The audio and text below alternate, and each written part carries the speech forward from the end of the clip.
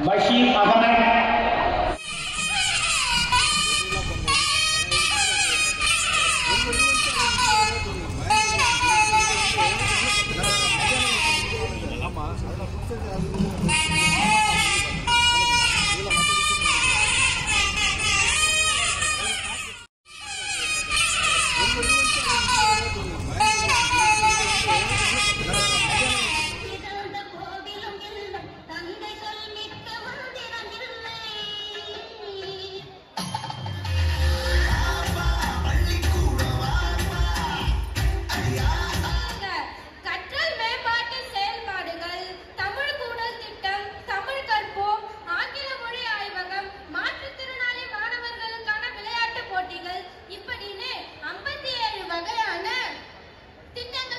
மாணவர்களிடையே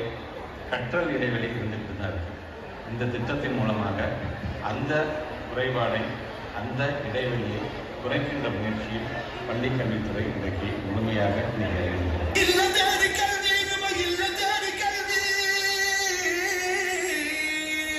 கொரோனா பெருந்தொற்றால் 1ஆம் வகுப்பு முதல் 8ஆம் வகுப்பு வரை பயிலும் மாணவர்களிடம் ஏற்பட்ட கற்றல் இழப்பை ஈடு செய்ய சிறப்பு திட்டமாக இல்லம் தேடி கல்வி